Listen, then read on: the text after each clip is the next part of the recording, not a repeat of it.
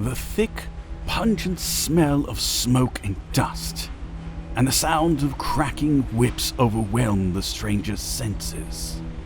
Along the road from Garrosh Point to Grom'karosh, all he could see were the masses of Pandaren slaves toiling silently under the harsh sun. They tore enormous pits out of the earth, desperate to uncover any form of ore for their cruel overlords. Others pulled immense carts filled with what little food the continent had left to offer. There were no beasts of burden to drive them. From what the stranger had heard, those had been among the first to be taken by the True Horde after the Inferno in the west began. In either case, neither their cruel overlords nor the harsh weather offered the Pandaren any reprieve. Though the war had long left these shores, War Chief Garrosh Hellscream's demands of Pandaria were ever increasing. Kalimdor, the True Horde's homeland, was purportedly dying, its crops failing and natural resources dwindling. And nobody seemed to care that Pandaria, at least on the eastern side of the Serpent's Spine, was sharing a similar fate. The stranger's decade-long search had never taken him to this continent before. He had only heard second-hand retellings of a beautiful land, of rolling verdant hills and bountiful fields. None of that existed here anymore. He considered heading west through the Valley of the Four Winds, the continent's former breadbasket. The True Horde had quickly noticed the area's potential and had sent goblin engineers to maximize the yields. Certainly production increased soon enough. The fact that the goblins had turned the rivers into sludge, that a stinging, sulfur-like smell permeated the entire region, that the soil itself had become sticky, and that every available plot of land turned over to agriculture, no matter its previous use, was of no concern to Orgrimmar. What did concern Orgrimmar, though, were the endless fires. A few years ago, something had gone wrong, and the stranger was only surprised that it had taken so long for the goblin-made machinery to explode. Unfortunately for the True Horde's production quotas, it was hard to extinguish a fire when the very water itself had become flammable. Perhaps if the elements were still listening to the orcs, the situation would not have escalated to this point. Nowadays, the Valley of the Four Winds was nothing more than an ever-raging inferno, constantly fueled by its titular winds. One day, in order to find what he sought, the stranger would have to think of a way to somehow survive those flames. His end goal was unlikely to be there, but having traveled what he felt was the entirety of Azeroth scouring for it, well, there just weren't many places left to look. The fires, though visible in the distance, had not yet extended to the east. Fortunately, there was still a river of actual water separating this area from the Valley of the Four Winds. The winds did carry sparks over, but there simply wasn't much to burn once they arrived. The stranger had heard that this was once called the Jade Forest. He saw no trees as he surveyed the countryside, only seeing the seemingly endless excavations. There was no shelter from the sun or the sweltering heat that the inferno to the west brought. Even the orcs, ever proud, aggressive, and paranoid of potential uprisings, had resorted to removing their armor. The stranger passed another cart as he walked along the road. It was drawn by a dour-faced Pandarian and watched by 2 orcish guards. He averted his gaze, trying not to be noticed, though it seems that the 2 were busy arguing with each other regardless. What do you mean the Soy family went missing last night? You were the one on guard duty. Don't tell me Gezko's grog got to your head. It didn't. I swear it didn't. I was doing my duty. I was just staring at them, thinking of giving them a good whipping for how slow they were yesterday. But then I blinked, and they were just gone. What in the fell is that supposed to mean? Do you expect me to believe that? Do you expect the High Overlord to believe that? We'll have to rethink our entire convoy route if we keep losing slaves. We could take the convoys to Grom'karosh instead of Garrosh Point. I mean, it's a shorter route, and we won't be waiting on a ship to take the supplies to Orgrimmar. They passed out of earshot without even glancing in the stranger's direction. That was fortunate. He wasn't sure his disguise, lighter and less elaborate than usual because of the heat, would hold up under scrutiny. He walked with a slight hunch, burdened under a heavy travel cloak. Normally he would wear several layers of clothing to give the appearance of a broad-backed and ample musculature. Even though he was a member of the True Horde, following direct orders from the war chief himself, his own kind were not so loyal to these ideals. The stranger had been interrogated and abused in spite of his mission, his proven credentials, and his sincere loyalties by overzealous orcs 100 times over, simply because of his race. Gazing at the desolation of this once verdant land, for a moment the stranger felt some element of truth in his kind's opposition to Hellscream. He shook his head quickly at the thought. What the stranger felt was simply nostalgia. He had not seen his homeland, a forested land of eternal spring, since the siege of Orgrimmar. Witnessing a similarly thriving land so recklessly abused for gain without a single thought for what was lost in the process made the stranger feel uncharacteristically melancholic. Damned heat's been killing my mind, that's for certain. The stranger briefly pondered the mystery of the vanished slaves that he had overheard to distract himself, but quickly abandoned the effort. It was simply too hot to think. Sometimes the simplest answer was true regardless, that the guards had just simply gotten drunk and lost sight of them. As he approached the fork in the roads that would lead him to Grom'karosh, the stranger saw that indeed there were far more caravans heading to that inland town than there were heading to the port at Garrosh Point. It seemed those orcs weren't the only ones to have misplaced their slaves and reconsidered their supply routes. The stranger chuckled. The dullness of that brutish race never ceased to amuse him. As he neared Grom'karosh lying on top of the hill, he saw more signs of the orcs' sheer simplicity.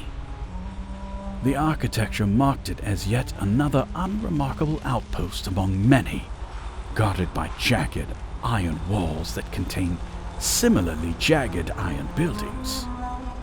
The stranger could barely distinguish them. One was spikier, one was bigger, and so on. Such was the limit of the orcish imagination and artistry. The foundations, though, looked to be made of stone, clearly set by the hands of a different race. And as he ascended, he also noticed a broken stone pillar lying in the valley to his right, ornamented with foreign writing and imagery. The pillar's impressive size made the stranger briefly ponder the town's odd name, Grom'karosh, the giant's death. It somehow seemed related. He did not know the origins of this name, but perhaps, if he was lucky, and if the orcs were stupid enough to mistake a giant for the kind of creature that would have what the stranger sought, he could find some clue for his quest. At this point, with very little progress to report to the war chief, he had simply become that desperate. Hold, stranger! Reveal yourself at once! The stranger sighed in frustration. He had hoped to enter unnoticed while the guards were busying themselves inspecting the convoy ahead of him. It seems that he had worn his uncomfortable disguise for nothing, after all.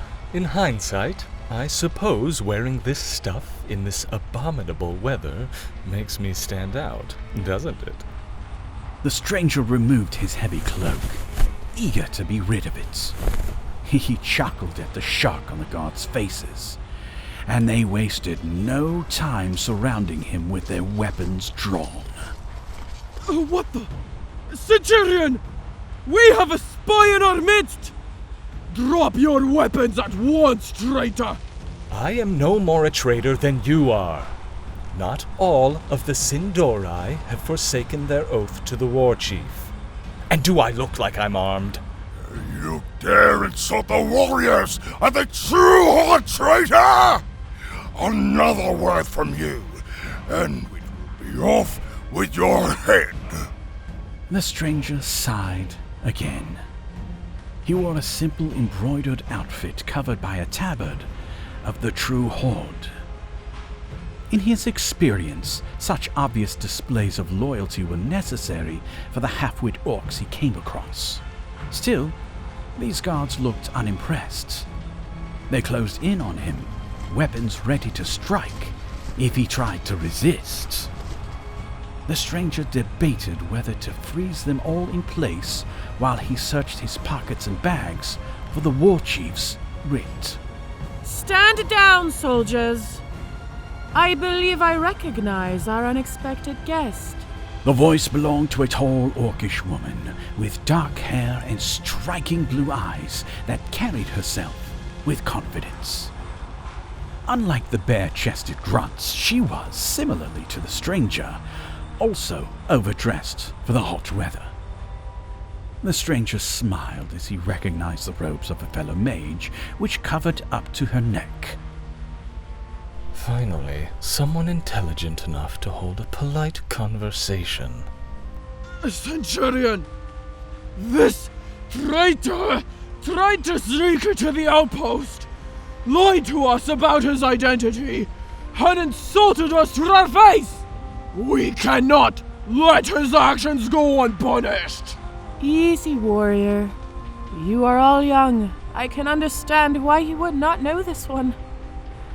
He was instrumental in our war chief's first great victory against the Alliance. You will show him the proper respect due to an agent of Hellscream and a hero of the True Horde. Though she spoke gently, the centurion's voice brooked no disagreements. The guards were reticent at first, mumbling insincere apologies to the stranger before they finally returned to their posts and left the two mages alone.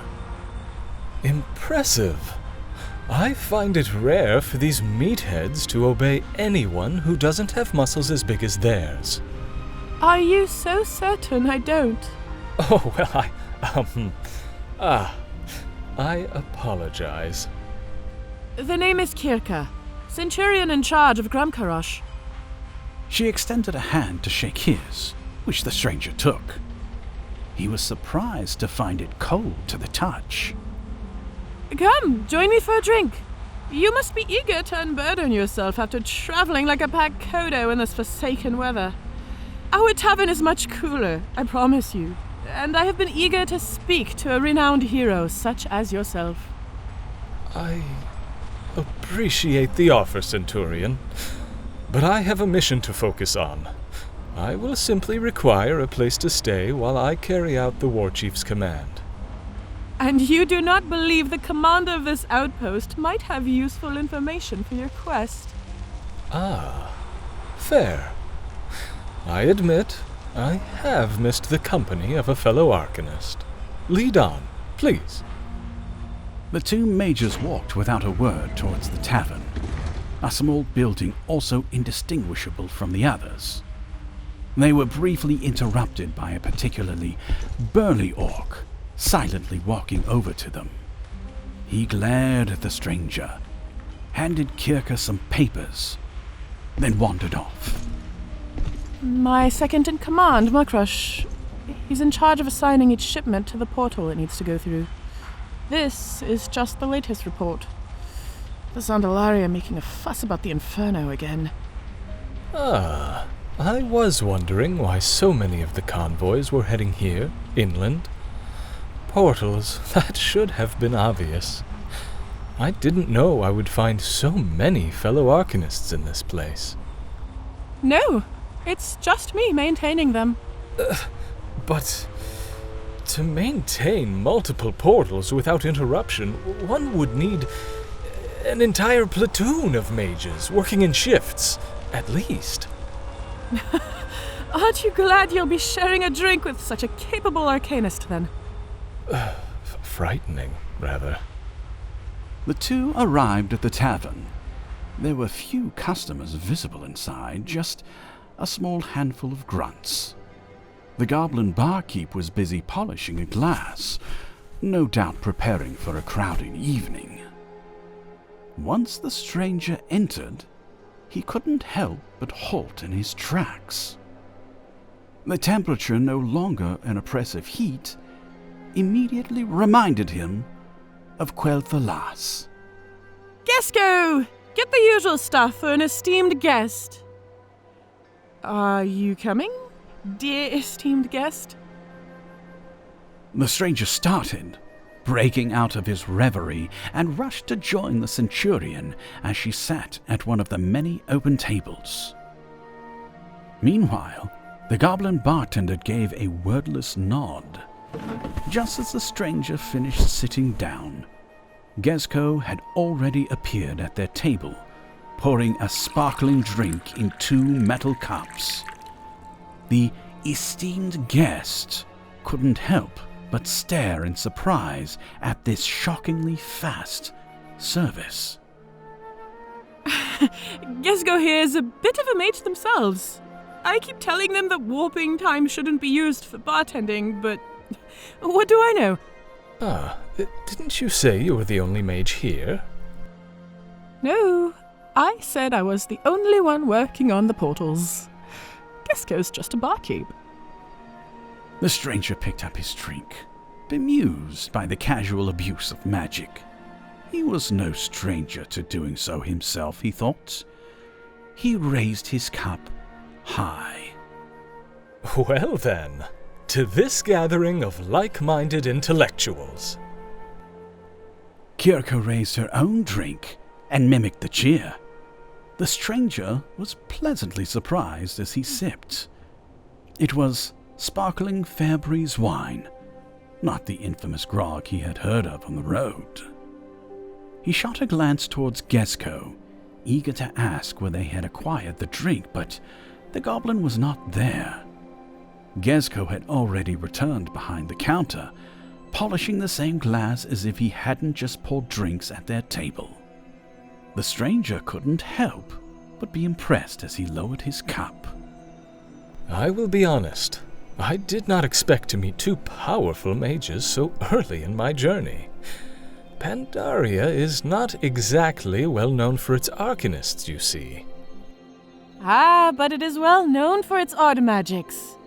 That is what drew me here in the first place. For instance, did you know that creatures can manifest here according to one's negative emotions? Well, those sightings have been on the decline for the past decade or so. but I still thought it worth investigating. Oh? You chose to come here? I was not aware that the war chief was so lenient with his assignments, especially with powerful individuals such as yourself. Let's just say there were some strings I could pull. I joined the military after the siege of Orgrimmar, but I've made plenty of connections in my travels before. I fought against the Twilight's Hammer in Northrend. Then I became a merchant ship captain. I beat up a kraken and helped stop a demonic incursion in Stranglethorn. Explored an ancient sunken city with a bunch of lunatics. Kirka paused for a moment. Her expression dour. She reached a hand towards her covered throat. I've suffered my fair share of scars in the process. If what you're saying is true, then this station seems somewhat beneath you. I wouldn't agree to a job that involved just doing paperwork and managing some portals. It's simple enough and quiet enough. The days of the Pandaren Rebellion are long gone, you know. The war chief himself made sure of that. The war chief did? Personally? Yes. This happened before I came here, about 12 years ago. This place wasn't a True Horde outpost back then, you know, and this entire area used to be a forest. That gigantic fire to the west hadn't happened yet either. The Pandaren and the other inhabitants of this land rallied together in secret. They struck at the convoys from the trees and vanished just as quickly. It got so bad that the shipments of Orgrimmar halted in their entirety. Word came to the war chief that the rebels were led by the ancient guardians of this land, and that the one known as Yulon was particularly troublesome. Sure, she wasn't necessarily the strongest of the lot, but it was her tactics and insight that made the rebellion so successful. That's what convinced the war chief to get involved, you see. He wouldn't miss a chance to fight such a mighty guardian of nature. Like his father in Ashenvale? Like his father in Ashenvale. The war chief laid siege to this place, what used to be Yulon's temple. But the siege wasn't particularly successful, even with our superior artillery. So, the war chief rounded up 1,000 Pandaren civilians and brought them before the walls. He challenged Yulon to reveal herself, else he would begin executing them right then and there. And so she did. I don't know the specifics of the battle. I've heard some Pandarans say that it lasted 30 days and 30 nights, but, well, I'm not so sure about that. Either way, it was an epic struggle. But in the end, the war chief won. A well-aimed blow from Gorhowl, just as Yulon was about to take flight after a hard-fought bout. In his victory, Hellscream turned to the panicked rebels and let out a proclamation. Know this! Those who would defy me shall witness the full power of my wrath. All of you and your children shall serve my True Horde as slaves! Afterwards, none could truly stop the war chief. Our forces tore a bloody path through the Jade Forest, the Valley of the Four Winds, Kunlai Summit, and even back into the Vale of Eternal Blossoms. I do not believe he faced any others like Yulon, but his victory over her was more than enough.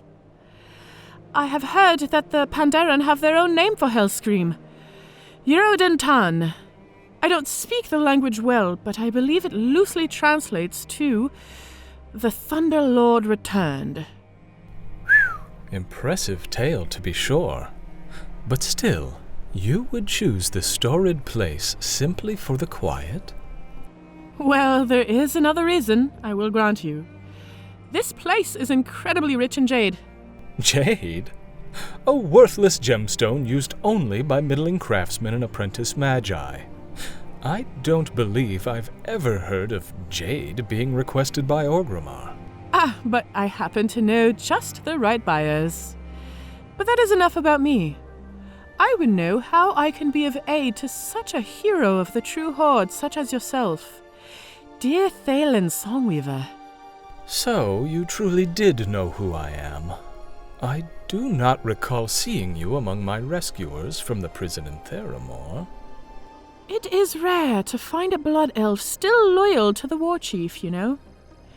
I have also extensively studied your notes on the creation of the mana bomb. I was genuinely looking forward to conversing with a scholar such as yourself on the subject.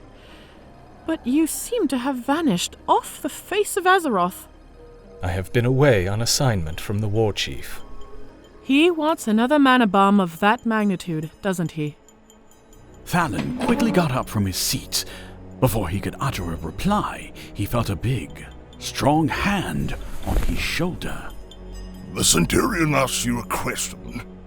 It would be rude to ignore her inquiry after she's been so welcoming, wouldn't you agree? Thalen glanced around. The other grunts stood behind Mukrush, ready to help the massive brute. Ahead, Gezko glared straight at him. He was, for all intents and purposes, surrounded. Slowly, incited by the weight of Mukrush's hand, he sat down. Kirka, in the other seats, was still smiling at him. I'm sorry, dear Thalen. My subordinates can be overzealous sometimes. To be truthful, I did not actually see Mukrush walk in here. Apologies, Centurion.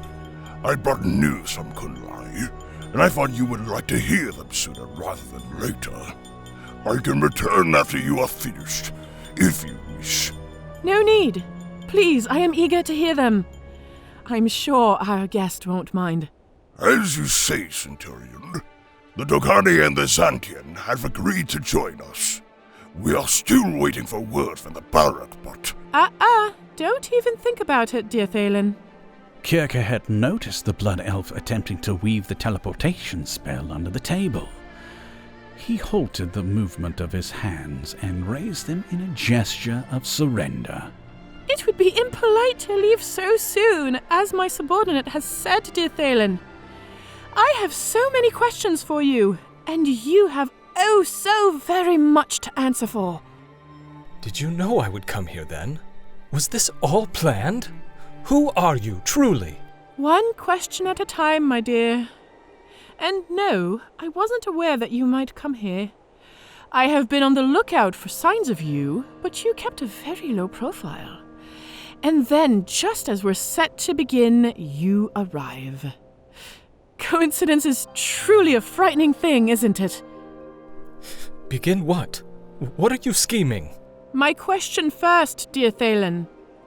Why has a hero of the True Horde spent so much time on a clandestine mission?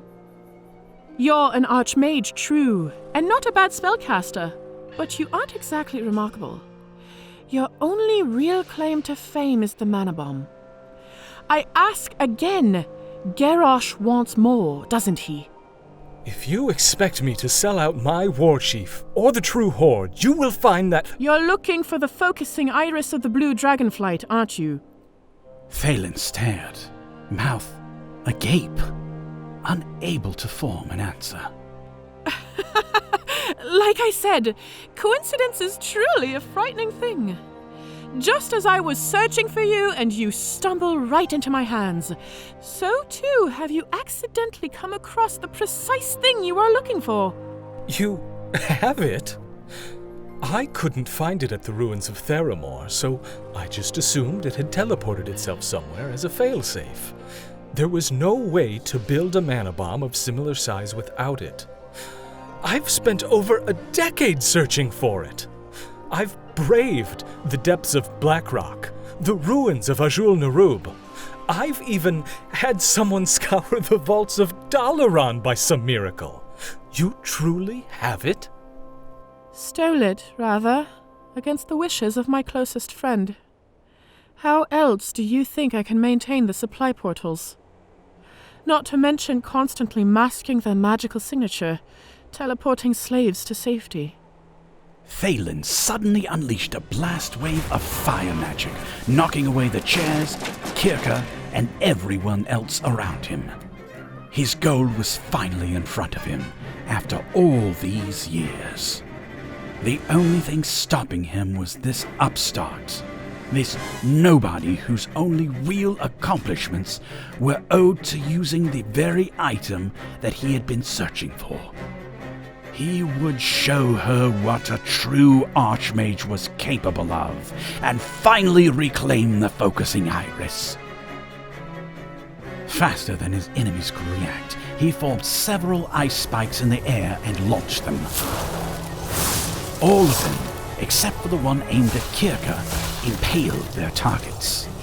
The ice spike flung at Kirka shattered against a magical barrier.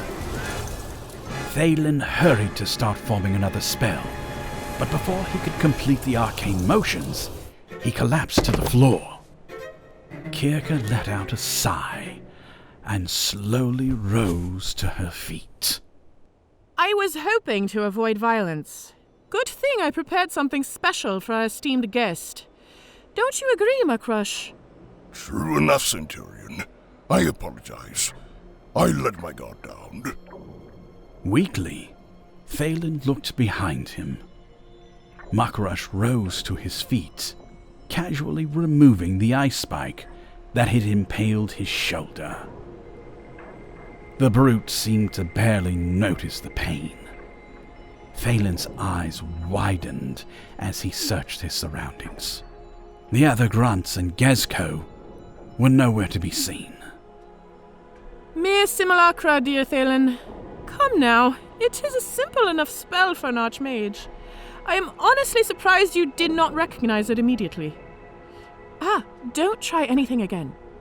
Your body won't be able to handle the stress if you try casting while the poison still courses through you. The drink. It is a subtle poison, attuned to magic. One that I learned in the sunken city I mentioned. It does not harm the recipient unless they begin casting spells. You should be fine after some rest. Mukrush, could you give me a hand? Kirka waved her right hand, casting a quick spell. While she dusted herself off, the furniture floated back into its place. Meanwhile, Mukrush lifted Thaylen from the ground and placed him back in his seat. Hard. The blood elf groaned in pain. I have a few more questions for you, dear Thaylen. How did you manage to acquire the focusing iris in the first place? Only the blue dragonflight were supposed to know of its relocation from the Nexus. I wonder, is this simple academic curiosity? Those were my kingsmen that you and your True Horde slew, Thaylen! My true name is Kirigosa, daughter of Malygos, of the Blue Dragonflight!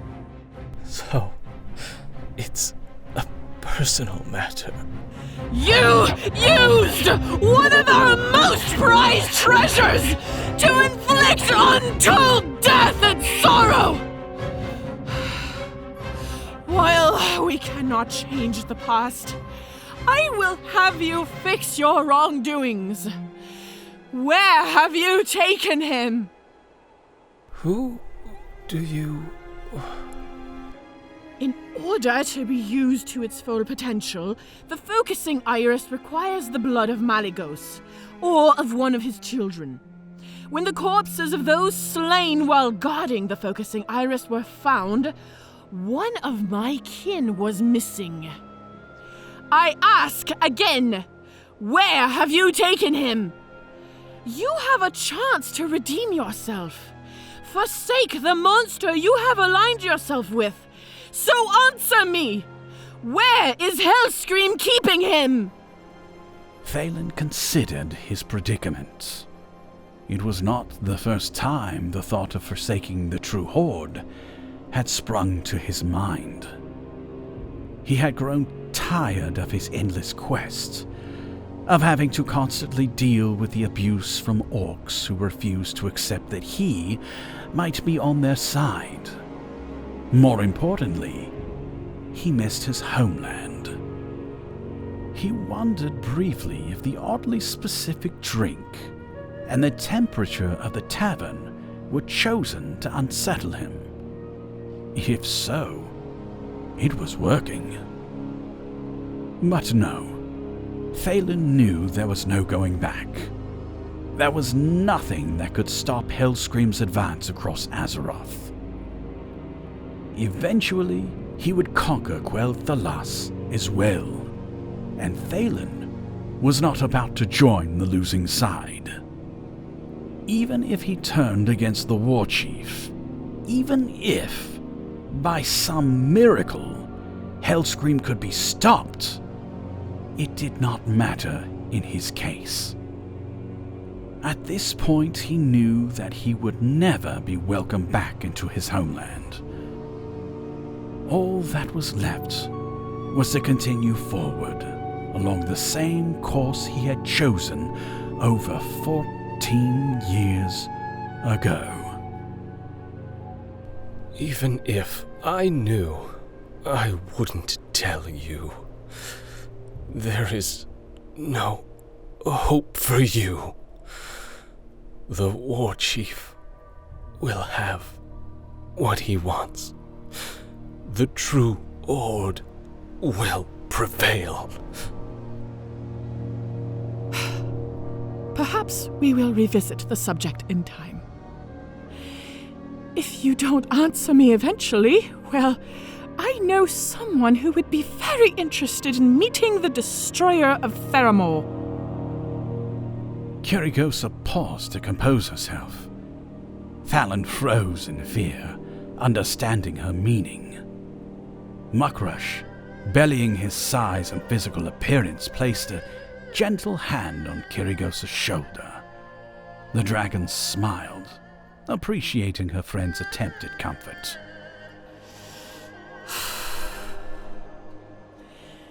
Continue your report, dear Mukrush. I believe we interrupted you. Understood, Kiri. As I was saying, the barrack will likely join us as well, once the attack begins. We'll basically be taking action in their territory. They cannot risk looking weak before their kinsmen. Our friends from beyond the Serpent's Spine are ready. Terranzu has agreed to our strategy. The Incal await the word. The Grom'karosh are delivering the supplies we've redirected over the years as we speak. And the otherwise stoic orc couldn't hide a smile as he delivered the final news. Faces that there is enough jade. Kirka smiled broadly and let out a long sigh. She gazed ahead, not looking at anyone in particular. Perhaps this was all worth it then. Thalen dear, you are no doubt confused. Soon you will witness an event never before seen in the history of Pandaria. Garrosh Hellscream has actually managed what nobody else in the history of the continent ever has. He has united the disparate races of Pandaria, even the Mogu, of their own will against him. I believe you will find that there is hope after all. That even the cruelest tyrants will be toppled.